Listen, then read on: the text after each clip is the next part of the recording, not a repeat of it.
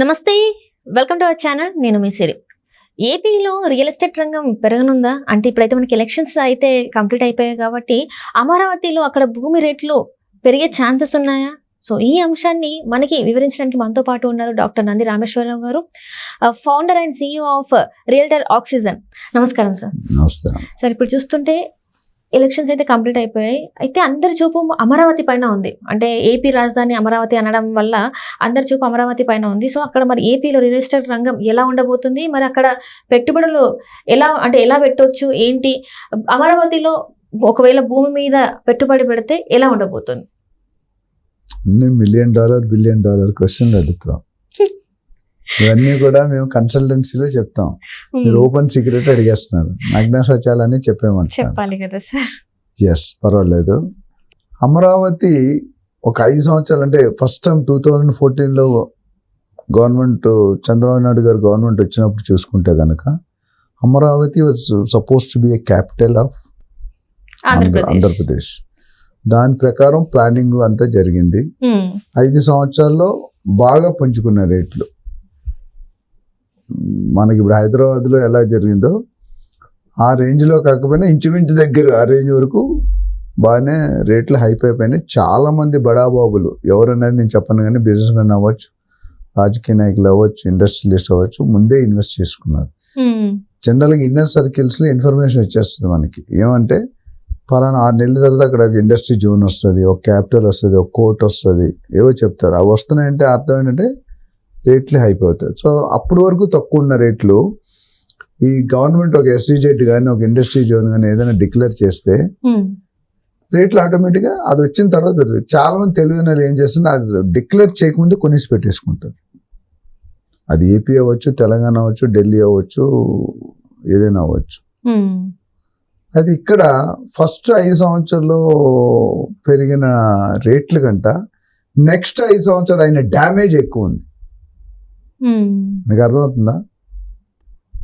So first ఎంత పెరిగిందో అంతకంటే డబుల్ ఫీల్డ్లో పడిపోయినాయి. ఎందుకు? సర్కార్.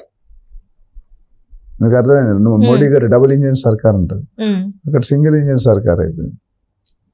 డబుల్ ఇంజిన్ సర్కార్ ఉంటే కొన్ని బెనిఫిట్లు ఉన్నాయి, కొన్ని డిసడ్వాంటేజ్ ఉన్నాయి.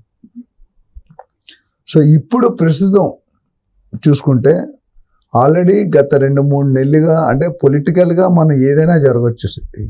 మనం we're not right people to comment.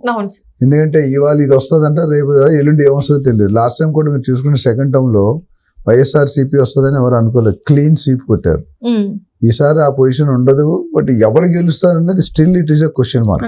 Tough fight ఇచ్చారని చెప్పేసి మనకి, ఎందుకంటే ఎవరు గెలిచినా మార్జినల్ గా గెలుస్తారు, కానీ పెద్ద రామారావు గారు ఉన్నప్పుడు హైయెస్ట్ స్వీపులు అలా ఉండవు.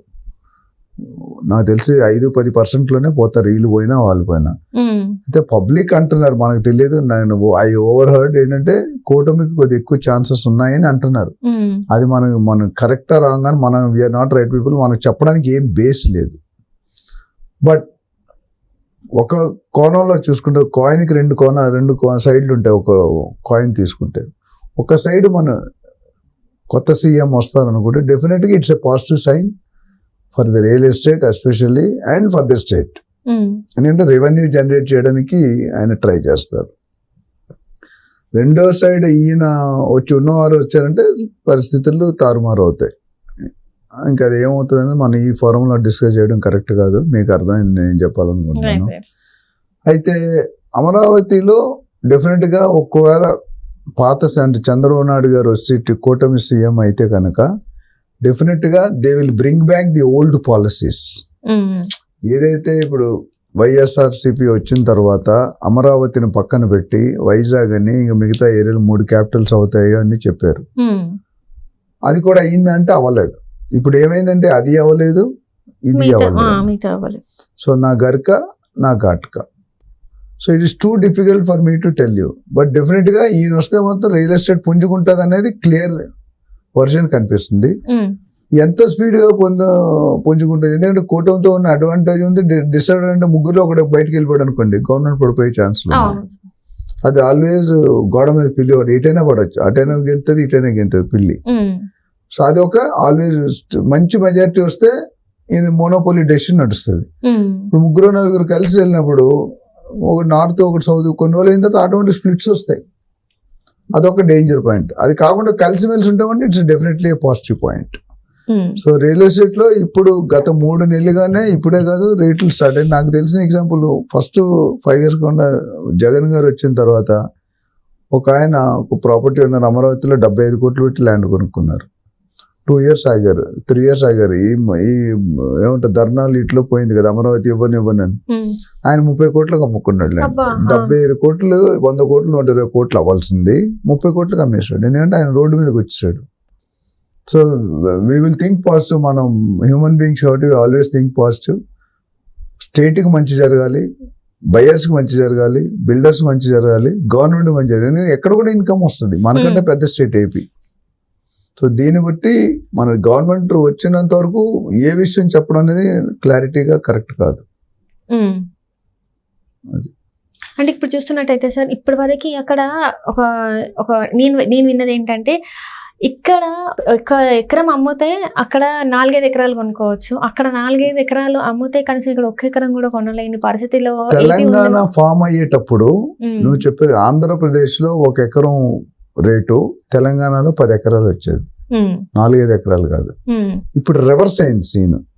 తెలంగాణలో 1 ఎకరం అంటే ఆంధ్రాలో 10-15 ఎకరాలు వస్తుంది. మరి ఇప్పుడు మీరు చెప్తున్నారు ఒకవేళ ఇప్పుడైతే పుంజుకునే అవకాశం ఉందంటారు. ఒకవేళ నిజంగానే పుంజుకునే అవకాశం ఉంటే ఎన్ని సంవత్సరాలలో పుంజుకునే అవకాశం ఉందంటారు? అంటే ఇప్పుడు మీరు చెప్పాను ఆల్రెడీ ఏపీ గవర్నమెంట్కి 12 లక్షల కోట్లు అప్పు ఉందని విన్నాను నేను. మనకు తెలంగాణకు 6 లక్షల కోట్లు, వాళ్ళకు 12 లక్షలు. సో ఆ డెప్త్ని కవర్ ఇన్ఫ్రాస్ట్రక్చర్ లేకపోతే రియల్ ఎస్టేట్ రేట్లు పెరగండి. నేను చెప్పాను రియల్ ఎస్టేట్ పెరగడానికి కారణం ఇన్ఫ్రాస్ట్రక్చర్, ఇండస్ట్రీ, ఎంప్లాయ్మెంట్. అది కావాలంటే కూడా డబ్బులు కావాలి కదా, ఫండింగ్ కావాలి కదా. సో దాని మీద ఆధారపడి ఉంటుంది. అది ఎన్ని సంవత్సరాలు అనేది డెఫినెట్ గా పెరుగుతుంది, కానీ తెలంగాణలో పెరిగినంత స్పీడ్ నేను ఎక్స్పెక్ట్ చేయట్లేదు, నా పర్సనల్ ఒపీనియన్. బట్ స్లోగా పెరిగితే ఒక 2-3 సంవత్సరాలు సెటిల్ అయ్యి కొద్దిగా ఫండింగ్ తీసుకొచ్చి ఫారెన్ ఎఫ్డిఐలు తీసుకొచ్చేస్తే డెఫినెట్ గా మళ్ళీ దాన్ని పడిపోయిందని లేపాలి. అది లేపితే డెఫినెట్ గా పాజిటివ్. ఒక 4-5 years అయితే పడుతుందని నేను అనుకుంటున్నాను. మళ్ళీ ఒక 4-5 years లో అయితే మళ్ళీ స్టేబుల్ గా రావడానికి అవకాశం ఉందని అంటారు. Right sir, right. Thank you so much sir. Thank you. Elections అయితే కంప్లీట్ అయిపోయాయి. అయితే అందరి చూపు అమరావతి పైన ఉంది. అంటే ఏపీ రాజధాని అమరావతి అనడం వల్ల అందరి చూపు అమరావతి పైన ఉంది. సో అక్కడ మరి ఏపీలో రియల్ ఎస్టేట్ రంగం ఎలా ఉండబోతుంది, మరి అక్కడ పెట్టుబడులు ఎలా పెట్టొచ్చు ఏంటి, అమరావతిలో ఒకవేళ భూమి మీద పెట్టుబడి పెడితే ఎలా ఉండబోతుంది? $1 million, $1 billion క్వశ్చన్లు అడుగుతాం. ఇవన్నీ కూడా మేము కన్సల్టెన్సీలో చెప్తాం.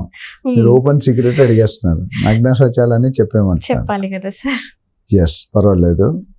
అమరావతి ఒక 5 సంవత్సరాలు అంటే ఫస్ట్ టైం 2014లో గవర్నమెంట్ చంద్రబాబు నాయుడు గారు గవర్నమెంట్ వచ్చినప్పుడు చూసుకుంటే కనుక Amaravati was supposed to be a capital of Andhra Pradesh. దాని ప్రకారం ప్లానింగ్ అంతా జరిగింది.